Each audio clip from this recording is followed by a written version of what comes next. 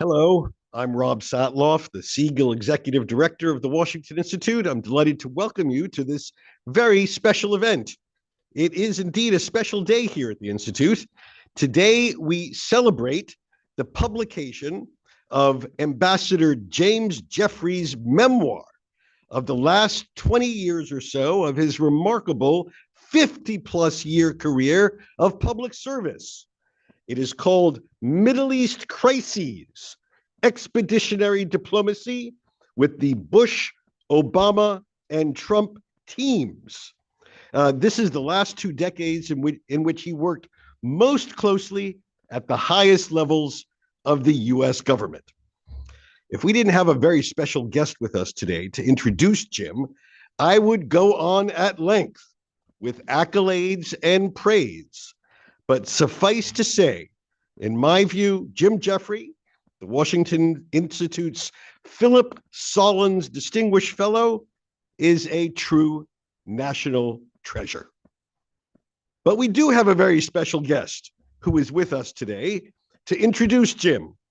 I am deeply honored to be able to introduce and host former Secretary of Defense Lloyd Austin. A few words about our guest.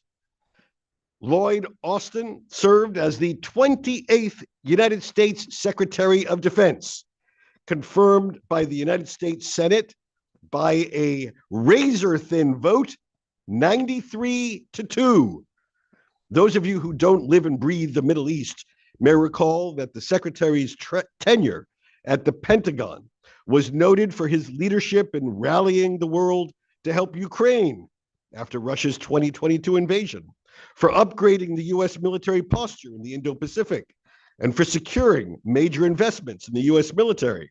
Among those of you who are watching this on various platforms who do live and breathe the Middle East, his tenure was best known for his remarkable effort that he led to prevent a wider Middle East war in the immediate aftermath of Hamas's October 7th, 2023 attack on Israel, including visiting Israel 6 days after the attacks and for helping to orchestrate the defeat of 2 direct Iranian barrages of drones and ballistic missiles against Israel in 2024. I will say that we at the Institute are proud that our Director of Research, our Shelley and Michael Casson Senior Fellow Dana Stroul, served under Secretary Austin as Deputy Assistant Secretary for the Middle East throughout much of the war, and will join us later on today's panel. And we're equally proud that our new Director of Communications, Warren Bass, was Chief Speechwriter and Policy Advisor for the Secretary throughout his tenure. And that was just the last stop on an impressive career of public service, a 41-year career in the U.S. Army, rising to the rank of 4-star general. Secretary Austin's military career included commands at the corps, division, battalion, and brigade levels. That included years in combat and service in the wars in Iraq and Afghanistan. That included being awarded the Silver Star for his leadership while serving as deputy commander of the Army's 3rd Infantry Division during Operation Iraqi Freedom. That includes serving as Commander General of United States Forces Iraq, overseeing all combat operations in the country, and that ended in uniform as the commander of Central Command, leading all military operations in the Middle East and Afghanistan, include leading U.S. and coalition efforts to combat ISIS in Iraq and Syria. Secretary, for your service in and out of uniform, we and all Americans thank you. And I'm delighted to welcome you to the Washington Institute, and I'm delighted to welcome you to the podium now.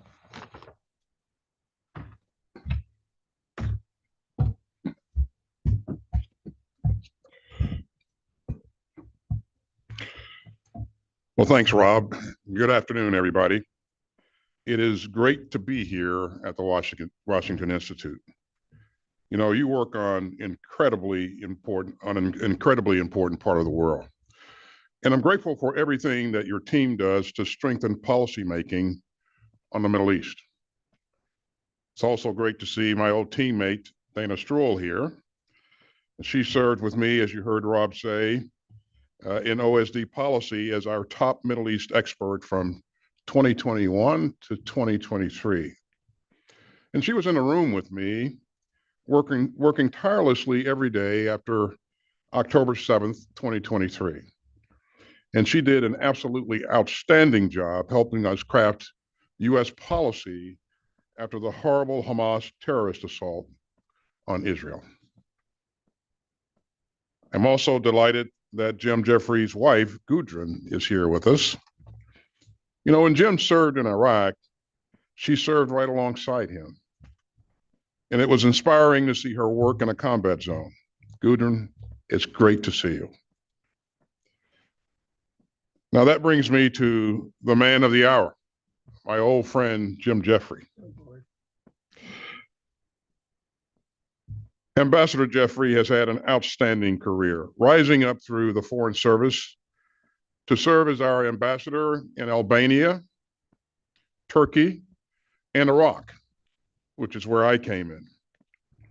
Jim got his start as an infantry officer in the United States Army, and he has always been my kind of diplomat, a soldier's diplomat. Jim understands the power and the limits of military force. He knows that our outstanding military should only be deployed as a last resort to defend America in the service of a rigorous strategy. And Jim has been a master at navigating tensions across our interagency and with our allies and partners. In 2010, I became commanding general of U.S. Forces Iraq. And that meant spending a lot of quality time with our ambassador in Iraq. Now, Jim and I had one of the best relationships between a senior military officer and an ambassador that you can imagine, and purposely so. We both knew how important it was for the military and the State Department to work closely together. And so we started forging our partnership even before we went into theater. And Jim and I agreed that we would do everything possible to set the right example for our teams and to speak with one voice. I asked Jim for one thing before we went into theater. And that one thing was to bring our two teams together and set the stage for genuine teamwork. I brought in some people from the Center for Creative Leadership in North Carolina to facilitate a full-day engagement between senior officials from the Defense and the State Department sides. Now, you've all heard the stories about tensions between state and DoD. And to be truthful, we do look at one another from different foxholes.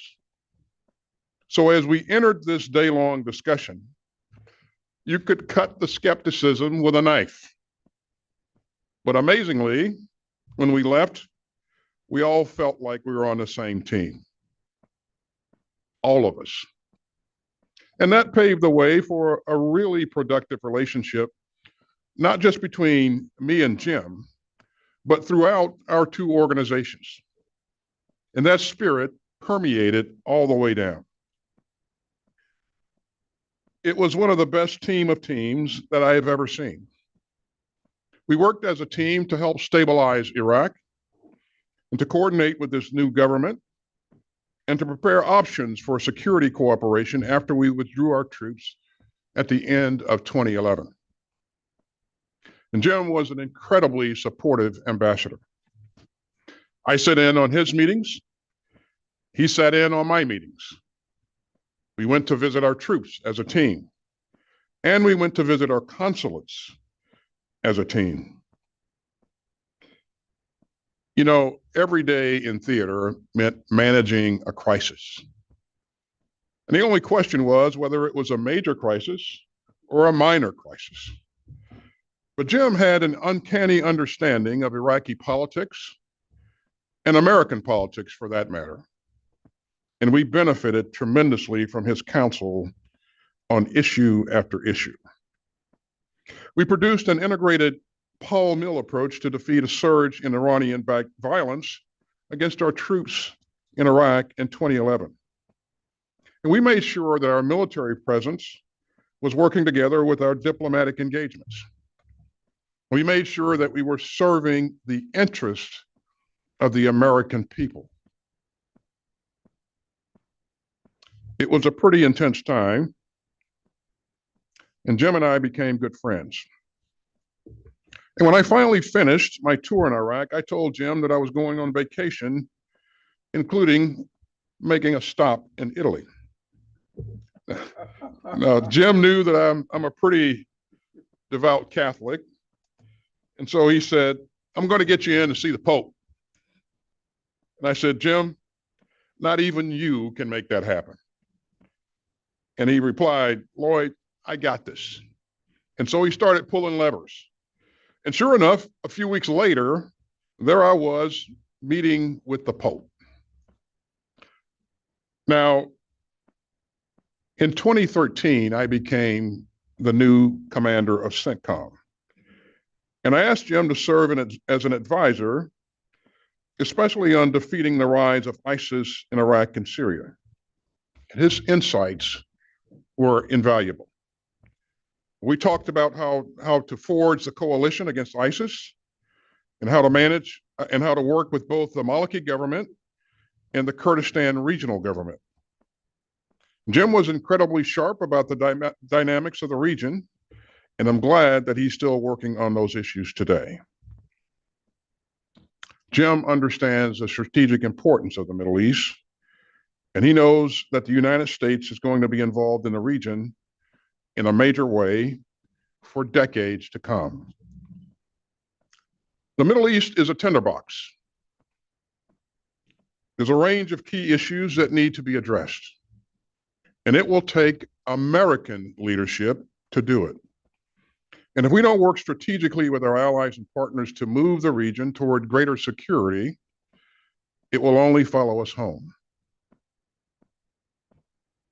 And let me make one final point. Our ability to manage this complex region depends on America's greatest strategic asset. And that strategic asset is our people. The patriots who put on a uniform or who join the foreign service to serve our country overseas. That means people like Jim Jeffrey. And I hope that his example and his book will spur others to step up to serve. Jim, congratulations. It's great to be here with you. And thanks again for your tremendous service to our country. Thank you very much, Mr. Secretary. Let me get up here. Okay.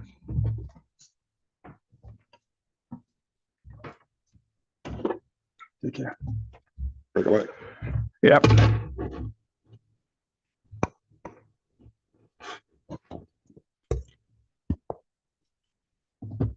Okay, first of all, Rob, thank you very much for putting this together. Dana, Warren, Sarah, and all the rest of the staff here, Corey and others who've made this possible.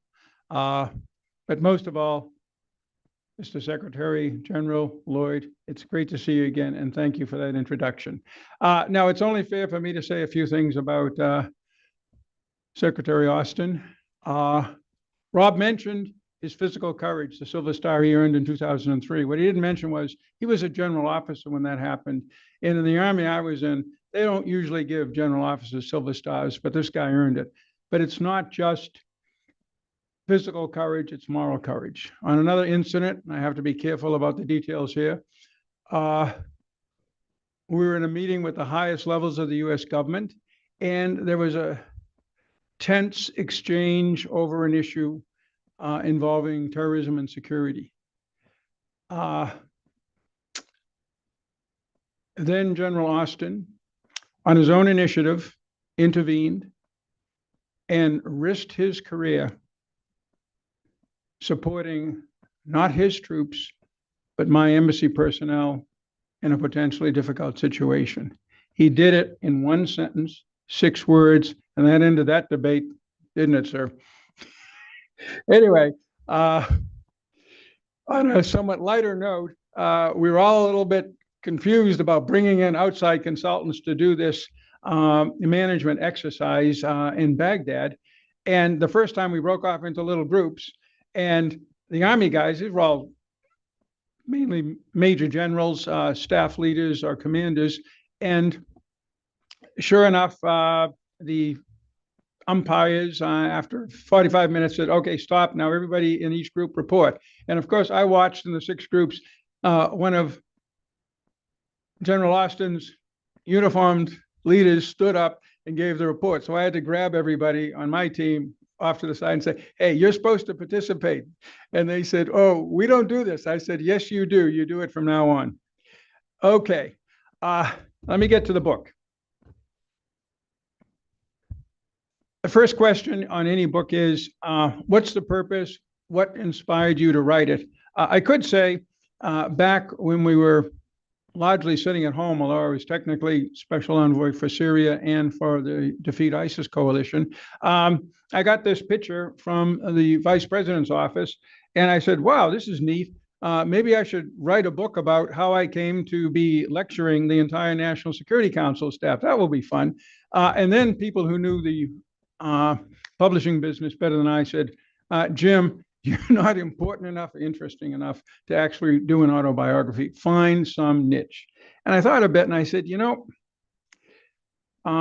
over these past, it's been 25 years of really difficult, often violent work for all of us, most of us in the Middle East. We've had in the Foreign Service really famous frontline, downrange diplomats, Ryan Crocker, Robert Ford. We've also had Foreign Service officers who have risen to the very top here in Washington on policy formulation. John Negroponte, and of course, Bill Burns as CIA director, Linda Thomas Greenfield as UN ambassador. But few people have spent half their time in the field and half their time in Washington. So I said, okay, that's my niche. I'll write about that. There's 4 themes from the book. The first, the secretary addressed, which is the way we work with the military. If there's one single sentence in this book I'm most proud of, it is that armies don't fight wars, political systems fight wars. And that means we have to work together.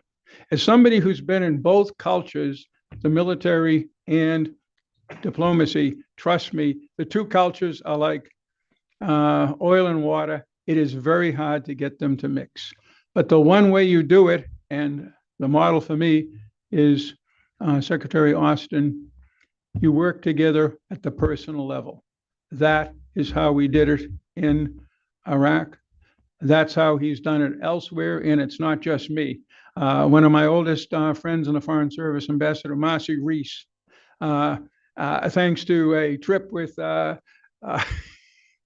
then General Austin on one of his earlier assignments, what was called the Charge of the Knights in Basra, got to see up close what it was like dodging bullets, literally, as the 2 of them were delivering to then Prime Minister Maliki, President Bush's message, I've got your back, kill these guys. And that's what we all proceeded to do.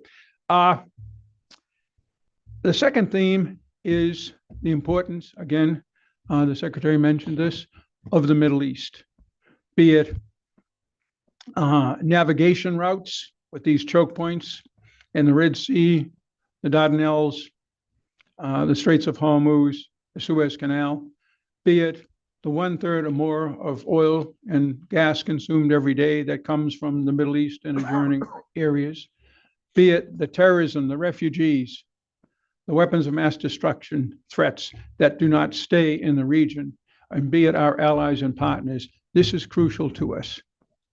And it's also crucial to our overall position in the world, which I believe requires forward presence and the kind of engagement we've been doing for the last 80 years.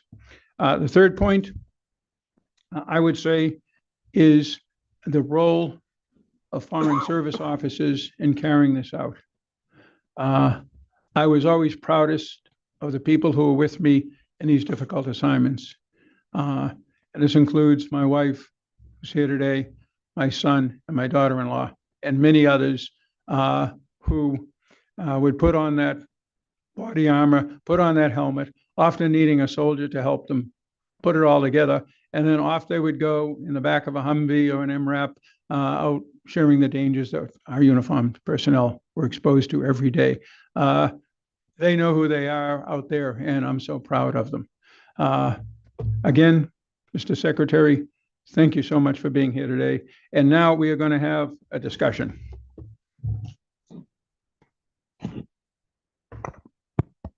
Terrific. Well, thank you very much, Jim. And again, congratulations on this volume, which I will say you can get on Amazon.com. But don't do it just yet. Wait till the end of our broadcast and then rush to your laptops and order it right away. All right. So I'm joined, obviously, with Jim on my right and with Dana on my left. I want to open by asking about the headline news of the day, which is not in the Middle East, but it will have an impact. So I want to ask you about Venezuela and the impact of the Venezuela operation on the Middle East and on U.S. policy. How do you think our allies are viewing what we just did and what we are doing in Venezuela? How do you think our adversaries are viewing it? Is this bolstering deterrence, or is it inviting recklessness? And if you were an ambassador still in a major capital, Jim, how would you be explaining what we are doing in Venezuela? And Dana, how do you think our military in the Middle East and elsewhere are planning for the implications of what's going on in Venezuela? So, Jim, let's start with you. As I outlined in 3 chapters of my time, Jim, I think you got to press the button straight up. There you go. As I outlined in the 3 chapters on Syria in my 2.5 years in the Trump administration, you're dealing with contradiction and complexity in trying to answer these questions now and then, because the message is mixed. The rules-based international order, as we call it, international law, is an important component of American foreign policy and has been for a long time. This up to this point, seizing of Maduro stumbles over the line. It's not the first time we stumbled over the line, but it stumbles over the line, and that's going to cause concern among many of our partners and allies. On the other hand, to be honest, every time our military performs brilliantly, that also strengthens deterrence. But they don't exist to send signals. They exist to fight wars, and they do this at the risk of their lives.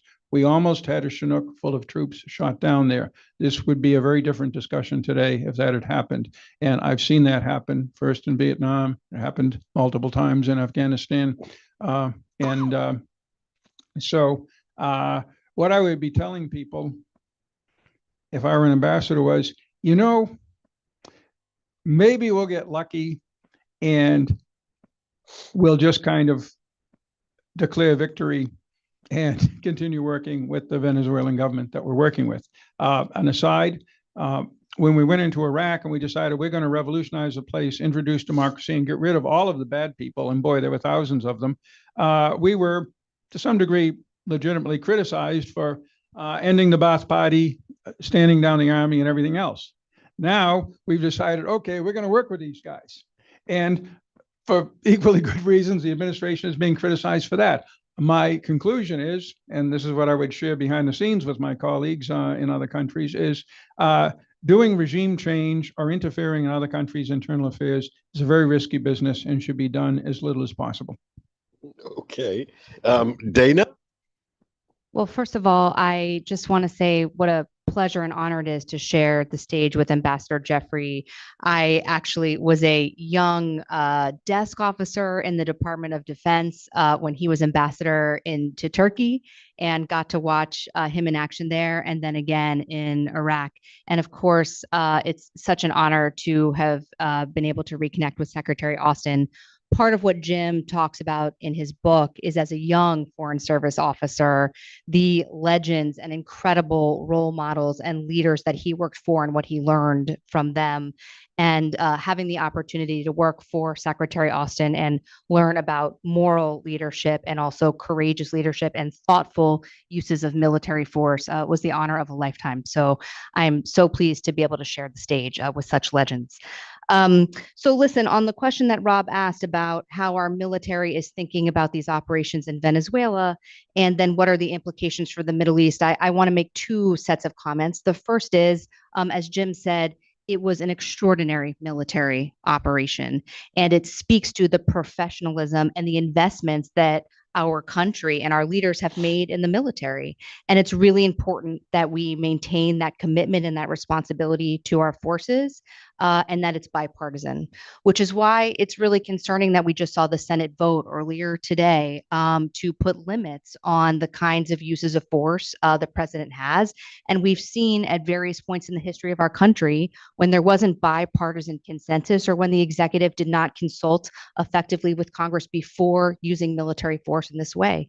And the signal it sends of not having unity and consensus about how we use military force, I think, is very risky for our young men and women in uniform, and for how we wield this most precious of tools in the world. So first of all, tactically, operationally, an incredibly impressive operation. And I think the strategic implications are yet to be seen. For the Middle East, when you think about impressive displays of military force in another theater, I think we need to be thinking about what is the effect, how do our allies and partners see it, and how do our adversaries see it?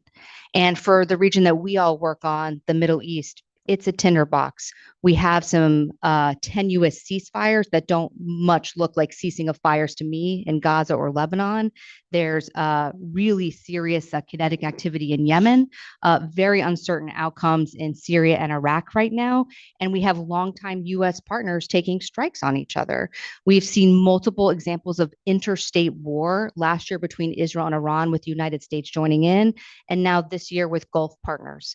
And so the question is, with an adversary like Iran, the regime weakened at home, weakened abroad, what does the Iranian regime in Tehran do when it sees this kind of action against another hostile regime the United States has identified in Venezuela? Does it make conflict with Iran, suppression of protests at home, or aggression abroad more or less likely? And what does that mean for our U.S. military forces? And then how do our partners see it? Because what the U.S. messaging is that we're going to do what we want to do in our zone of influence, our hemisphere. And so how do our allies and partners interpret that in what they interpret to be their theaters or their zones of influence? And because the messaging of what comes next, what is the strategic objective, what is the outcome, has been pretty muddled up to this point, confusion among our allies and partners and concern by our adversaries is not a great place for the United States to be. So let me ask specifically about Iran, which Dana just referenced. Iran, of course, has been a central focus of your work going back many years, Jim. There's considerable speculation that 2026 may see another round between Israel and Iran, possibility. Now that the administration here has had what, from its view, has to be quite successful experience with the use of military force against Iran, Nigeria, Syria, and now Venezuela, is that going to make it more likely that we are going to see American participation in a future round with Iran? How do you think the Iranians are viewing this? Do you think they are deterred? Or do you think they're likely to do something reckless, perhaps even preemptive, given what the president said about locked and loaded in preparation to respond to Iranian violence against protesters? Has the bar for American action lowered on Iran? Even you just referred earlier to regime change. How do you think the Iranians are looking at this? It's really difficult to predict things. Oh, yeah. It's really difficult to predict things. And So I'll be cautious. I think that Iran probably is thinking, maybe we're next. And they'll watch very closely whether this is simply about doing a deal on 30 million barrels of oil, or whether it's really serious replacing of the whole Chavez-Maduro political system, which is as entwined and deep into Venezuelan society, to the limited extent I understand it, as was the Ba'athist regime in Iraq or the Ayatollah's regime in Iran. So it's a really big project. I don't think this administration, if it follows the game plan of the last administration, will do that. The president in his first term was quite reluctant to use military force unless he thought there was a really good reason. You all remember when they shot down the drone, he didn't react. Then they attacked the Saudi oil facility and he didn't react. And then we lost individual in Iraq and he took out Qasem Soleimani, and we threw in Mohandas, the most evil of all of the evil Iraqi running dogs of the Iranian regime to boot. And that was a pretty decisive use of power. I think there is both caution, which is good, and decisive use of power when used, which is good, and unpredictability, which is, trust me, bad. Particularly when you're running a global collective security system, people want you to be predictable and to stay to some degree inside the right and left limits. And I'm not so sure we're going to see this. That's why it's so hard to predict. But I don't think we're going to strike Iran. We may do a tit-for-tat attack because the Iranians are still killing people. But a major strike, I don't know if that's going to happen. But as we saw in the discussions between the president and Prime Minister Netanyahu, the Israeli concern about Iran reconstituting its long-range ballistic missile program and possible Israeli reactions, I think that's a more likely scenario. Okay. And Dana, I just want to build on something we referenced earlier, namely the hugely successful and impressive coordinated Arab-Israeli missile defense that we saw in 2024 against Iran. That was not at a time when our Arab partners were fighting each other. Namely, the Saudis and Emiratis weren't shooting at each other in 2024, which they are today. How much more difficult do you think it would be today to stand up the sort of coalition that we were able to stand up a couple of years ago?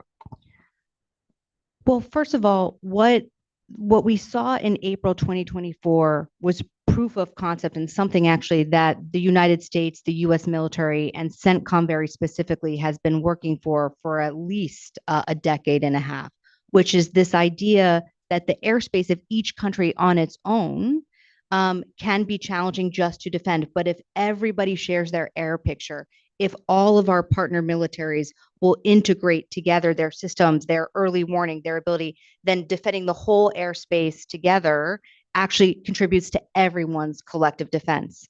And this takes several levels of commitment and investment. First of all, it took where we were in terms of changing technology, making it easier to integrate air pictures, these sorts of things. Number two, Israel coming into the U.S. Central Command area of responsibility so that our partners are all sitting together in the same leadership and command structure.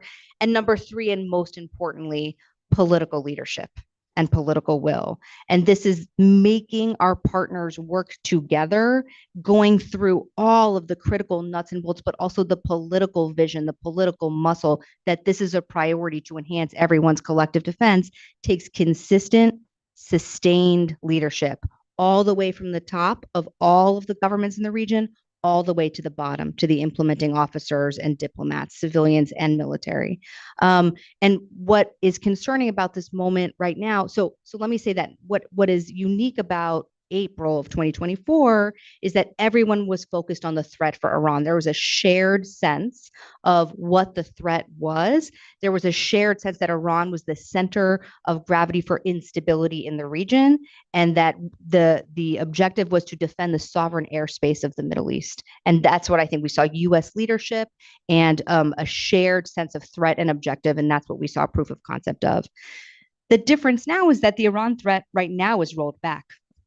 The proxy network, the missile network, and the nuclear program have been rolled back, although they're still very potent. And we know, and President Trump and Prime Minister Netanyahu spoke about this in Mar-a-Lago, the Iranians are working very quickly to rebuild their missile program.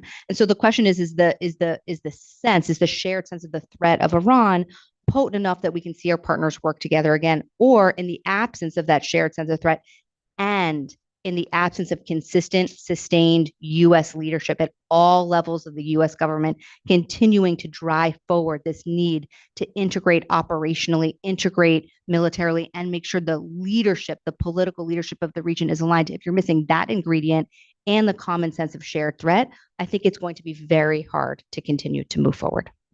Very hard. Okay. All right. I now have two process questions. First, this is one special for you, Jim, because you have unique experience in both the State Department and in the National Security Council. We're now in this unusual moment, only happened once before in American history under Henry Kissinger, unusual moment in which one senior official is serving as both Secretary of State and Assistant to the President for National Security Affairs, the National Security Advisor. And therefore, one person at the head of these two institutions, which serve very different functions. In 2026, how do you think that system works? How long do you think the system can go with this sort of structure? Systems, good or potentially bad, as in this case, can go on for a long time, Rob. That's the nature of government. And presidents and secretaries of state and secretaries of defense get to pretty much organize their higher levels and their internal execution of policy. The problems with trying to do both jobs at once, even if you have deputies in both places, are manifest. The only consolation is that if you're the Secretary of State, unlike the National Security Advisor, and I've worked closely with both Secretaries of State and National Security Advisors, the president's attention and affection is not automatic, as more than one Secretary of State can, in my own experience, acknowledge. So therefore, if this is what it takes to keep Secretary Rubio in FaceTime with the president, and if the president's happy with it, and if Rubio is happy with it, then it's on balance a good thing. But the bureaucracies, both in the NSC and in the State Department, particularly in the State Department, I think, will suffer because that requires a tremendous amount of leadership and focus, and that cannot be delegated to anybody. Okay. Let me ask both of you about a topic that you referenced in your earlier remarks, Jim, and that has to do with the toolkit of foreign policy. I mean, I think it's fair to say that the Trump administration emphasizes personal diplomacy and engagement of the president and his closest advisors, along with an emphasis on commercial initiative and commercial diplomacy, de-emphasizing, I think it's fair to say, the role of economic assistance. I mean, we've gotten rid of USAID, de-emphasizing international messaging, international broadcasting, what we've done with Voice of America and USAGM, and to a certain extent, even the role of embassies with the retirement of so many career ambassadors around the world. When you put together this image, this package, what are the positives and what are the negatives of the approach that the current administration is taking? Jim, then I'll turn to Dana. The crucial question we have with this administration that we haven't had with any of the others, including the first Trump administration, to be fair, is that the 80-year successful American policy of maintaining a global collective security system to ensure that mainly the world island, Eurasia, does not fall into the hands of an enemy state or coalition of states is the most important component of our foreign policy. And it is what has prevented the world from slipping back into what I call 1914, 1945. Once again, it's been tremendously successful for our own prosperity, peace, and obviously sovereignty, but also for that of scores, if not hundreds of other countries. So the biggest question is, are we going to continue doing that in this administration? What the Trump administration clearly has done is erase what I would call the entire soft power side of that collective security system. That is the radios, the outreach, USAID, the idea introduced as a phrase by JFK, win the hearts and minds, but we're actually trying to do that during the Cold War very aggressively, both in Western Europe and in East Asia and inside, as we used to call it, the Soviet bloc. I spent much of my career engaged in that kind of work. It is an important component of both national security in general and maintaining that collective security perimeter. And the more quickly we can get some of these things back, in particular, the role of the embassies in informing Washington, in ensuring the follow-up of policies. Policies are usually made here with input by the field commanders, the COCOMs, and ambassadors. But then somebody out there has to do it, and you need the tools, and you need the influence, and you need the respect, and that respect comes with local leaders by the degree to which they believe that the president and the secretary of state supports you. And there are questions right now. But the most important thing is if we start dismantling this whole system, then we're going to have really big troubles. We can rebuild the soft power if that's the desire of the next president, the U.S. Congress, and the American people. We cannot rebuild this international collective security system if we start, for example, pulling troops out or collapsing our trade, economic, financial, monetary relations with key countries.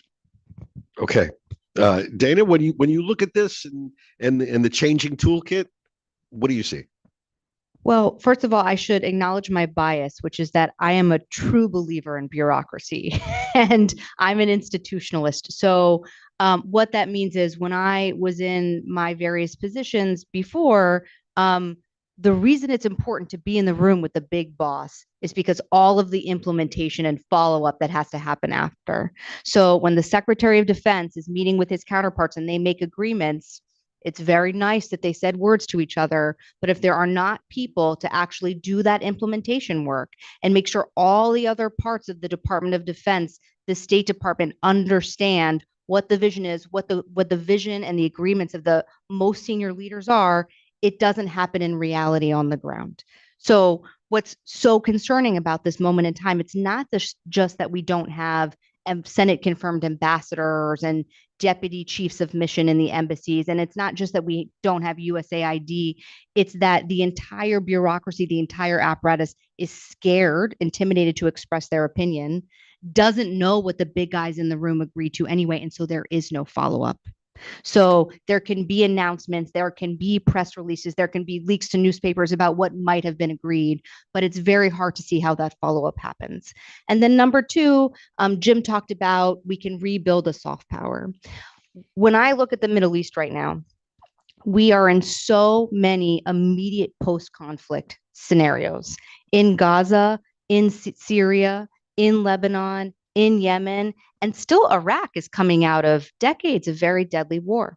And when that happens, decisions are not only what happens on the ground inherently political because communities don't trust each other. The contracts between communities and people and governorates and central governments is broken and has to be rebuilt. But a lot of these communities need basic resources and they don't want just humanitarian aid.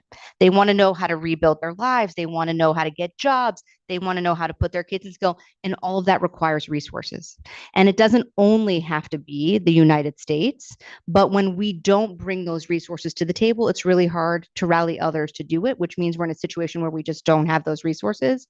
And what the United States was very good at, and I know both Secretary Austin and Ambassador Jeffrey, and you, of course, Rob, know this very well, is our technical expertise, how you do reconstruction and stabilization in post-conflict environments. And those are the nameless people that are not necessarily in uniform at the State Department and all of these other agencies who aren't around to do those jobs. And so what that means is we are in these very nascent political transitions across the Middle East, and we have a gaping vacuum of U.S. expertise and resources to help transition to something that's more sustainable. And finally, the U.S. military is doing a great job in the Middle East, but it's not good for the U.S. military to be doing jobs that are inherently civilian, and it's not good for the people of the Middle East to only see Americans in uniform.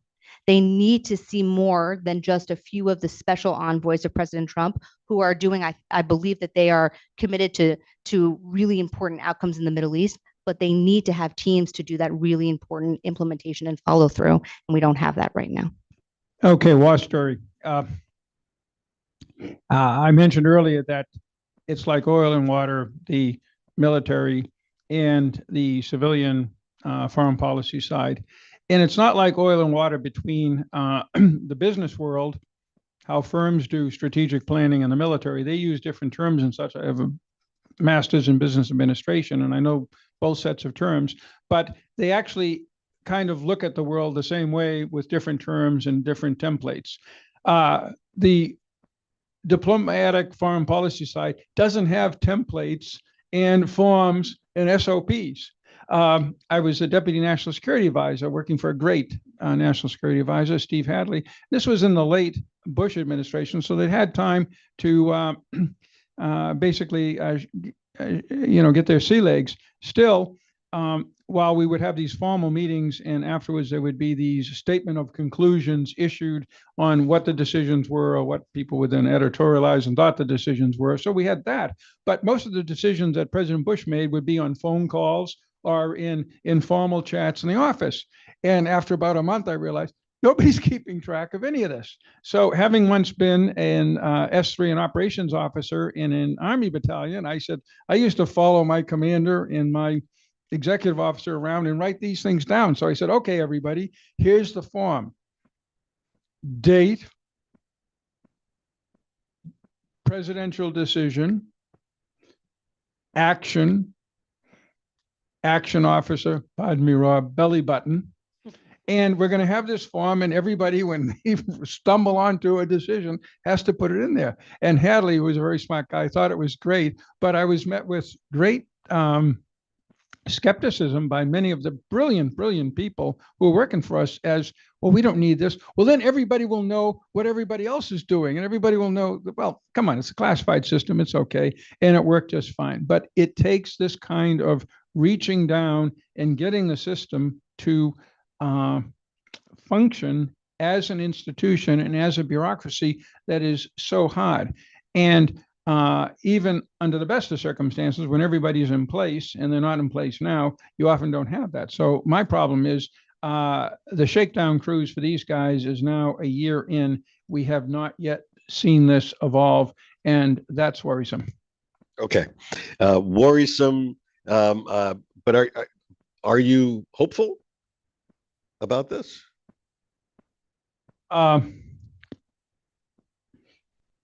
I've seen so many crises.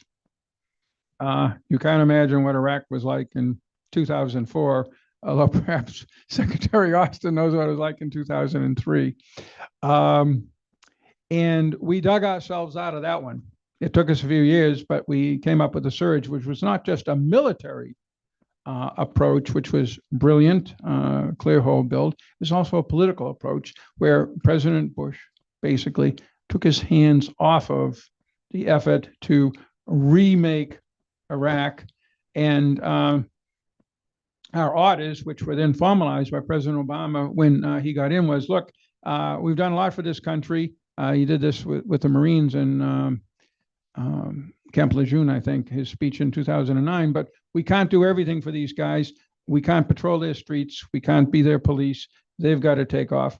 And that worked. So in the end, we stumble around and we usually, sooner or later, come to a solution. Now, what I'm not sure of is whether it'll be this administration that gets it right or the next one that comes in to tries to fix things. If things go bad with this team, I am absolutely convinced a new team will come in and we'll try to go back to what we were doing before. Okay. We're coming to the close of today's session. Again, before we close, I'm going to urge everybody to run to Amazon and get Jim's new book. You could do it on your iPhone too.